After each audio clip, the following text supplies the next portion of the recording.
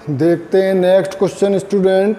इसमें कहा है convert each of the following complex number in the polar form. ये कॉम्प्लेक्स नंबर दिए, इनको आपको पोलर फॉर्म में कन्वर्ट करना है। तो कॉम्प्लेक्स नंबर है 1 माइनस आई। तो सबसे पहले हम लिखते हैं z इक्वल टू 1 माइनस आई।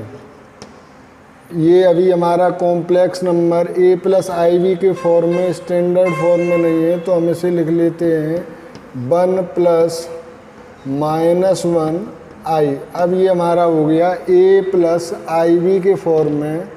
तो यहाँ हमारा a हो जाएगा 1 और b हो जाएगा -1। इसके बाद हम देखो हमें निकालना है मॉडुलस ऑफ z। तो हम यहाँ लिखते हैं मॉडुलस, पोलर फॉर्म में करना है modulus of z equal to mod z, और इसी को हम कहते हैं r इक्वल टू, ये होता है रूट में a square plus b square. r equal to a है हमारा 1 और v है -1, 1 का स्क्वायर प्लस -1 का स्क्वायर। तो ये r इक्वल टू हो जाएगा 1 प्लस 1, यानी कि r इक्वल टू हो गया √2।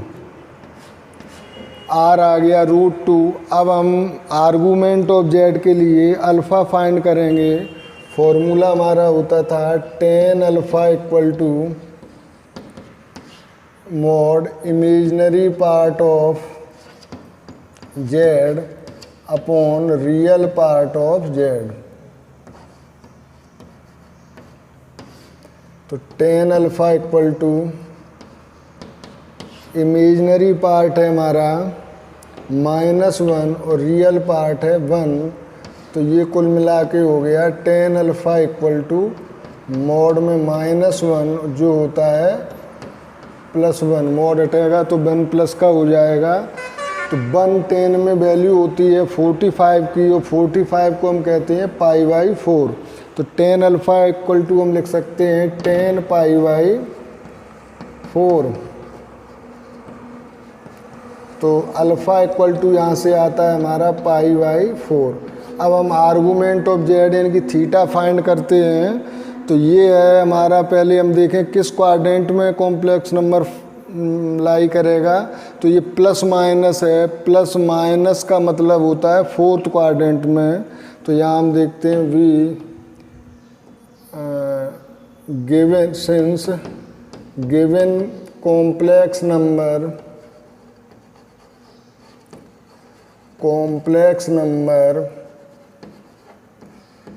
lies in 4th quadrant,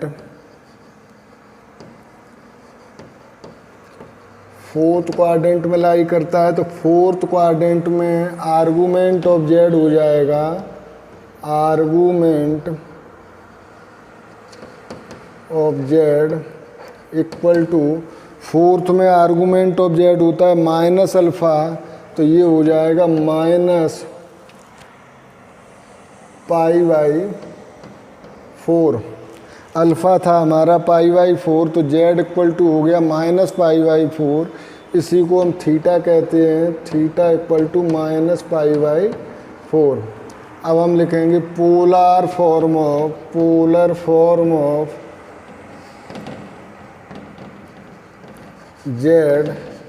ये होता है r cos theta plus i sin theta equal to, r हमने फाइंड किया है √2 cos -π/4 प्लस i sin -π/4। ये आपका आ गया पोलर फॉर्म। अगर थोड़ा और आगे सॉल्व करना चाहो तो √2 cos -π/4 cos थीटा है, इसे हम cos थीटा लिख सकते हैं। या ऐसे हम इतने ही छोड़ देते, आगे ज़्यादा सॉल्व करने की ज़रूरत नहीं है। पोलर फॉर्म ये r cos theta plus i sine theta ही होता है। तो थीटा -π/4 -π/4 रिप्रेजेंट करता है। तो यही फॉर्म हो गया आपका पोलर फॉर्म। Note it.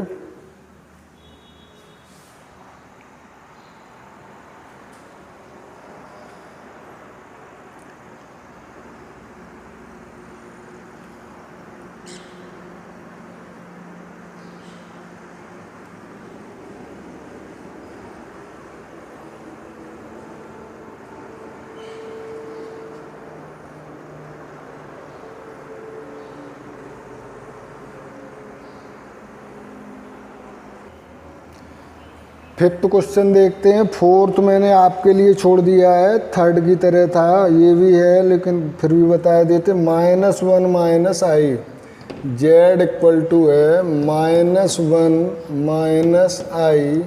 जब हम इसका स्टैंडर्ड फॉर्म लिखेंगे तो ये हो जाएगा a-1 प्लस आई बी, यानी कि -1 into i. A plus i b के फॉर्म में हो गया। तो कंपैरिजन करेंगे तो a equal to real part -1 आया, imaginary part b equal to भी -1 होगा। अब हमें निकालना है मॉडुलस ऑफ जेड। तो हम यहाँ लिखते हैं modulus of z equal to mod z, और ये फॉर्मूला होता है आपका √a² प्लस b²। आर से भी इसे डिनोट करते हैं। तो आर इक्वल टू हो गया -1 का स्क्वायर प्लस -1 का स्क्वायर। तो आर इक्वल टू हो जाएगा 1 + 1, और इसी को हम कहते हैं √2। ये आर आ गया या modulus of z.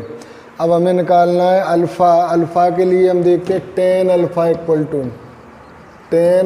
Equal to mod of imaginary part of z upon real part of z. तो इमेजिनरी पार्ट है आपका, दोनों -1 है, तो -1 अपॉन -1। तो tan अल्फ़ा इक्वल टू हो जाएगा 1। तो tan alpha equal to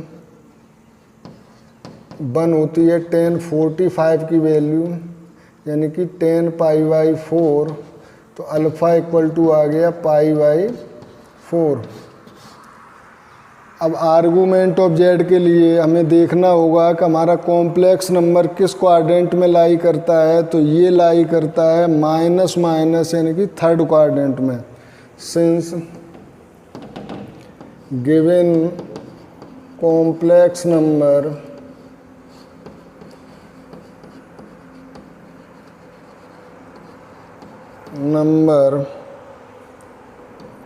lies in third quadrant, ये थर्ड क्वाड्रेंट में लाई करता है। थर्ड क्वाड्रेंट के लिए आर्गूमेंट ऑफ जेड होगा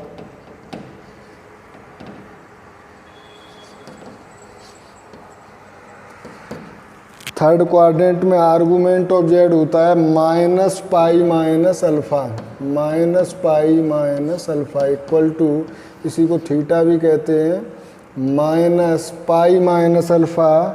तो π-π/4 इक्वल टू माइनस एलसीएम लेंगे 4, तो 4π - तो ये आ गया थीटा इक्वल टू -3π/4। अब आपको लिखना है polar form of z.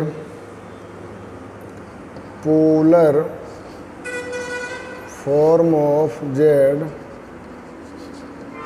Equal to, इसका फॉर्मूला होता है r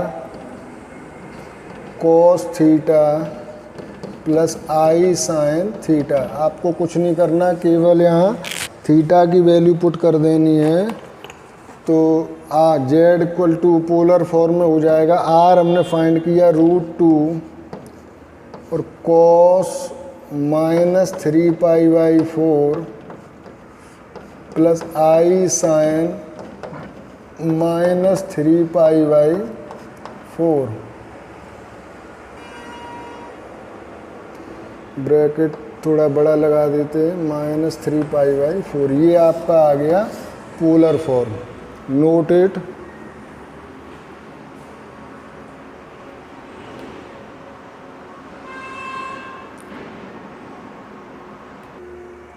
देखते हैं 6th क्वेश्चन। ये है -3, तो इसमें हमारा रियल पार्ट नहीं है, तो हम इससे पहले z लिखेंगे, z -3।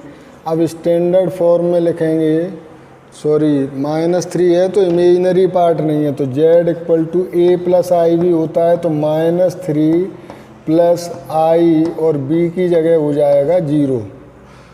तो ये हो गया a = कंपेरिजन करेंगे जब a + iv से, तो -3 और b = हो गया 0। अब हम करेंगे modulus of z find. Modulus of z ये हो जाएगा mod z, या r कहते इसी को, फॉर्मूला होता है a² + b² = a² है -3 का स्क्वायर प्लस b² है 0 का स्क्वायर = 9 + 0, तो ये आ गया √9। तो r की वैल्यू आ गई आपकी 3, तो r आ गया हमारा 3। इसके बाद हम अल्फ़ा फाइंड करेंगे। अल्फ़ा के लिए हम लिखते हैं tan alpha = imaginary part of z upon real part of z = imaginary part of z है हमारा 0, tan अल्फ़ा = ये है 0, और रियल पार्ट है हमारा -3। तो कुल मिला के ये हो गया tan alpha = 0। tan alpha = 0 value होती है tan में साइन tan अल्फ़ा, tan में 0 वैल्यू होती है tan 0 की। किसकी होगी? tan 0 की। तो tan अल्फ़ा = 0 है, तो ये वैल्यू होती है tan 0 की। अल्फ़ा = आ गया 0। अब हम फाइंड करेंगे आर्गूमेंट ऑफ z। तो आर्गूमेंट ऑफ z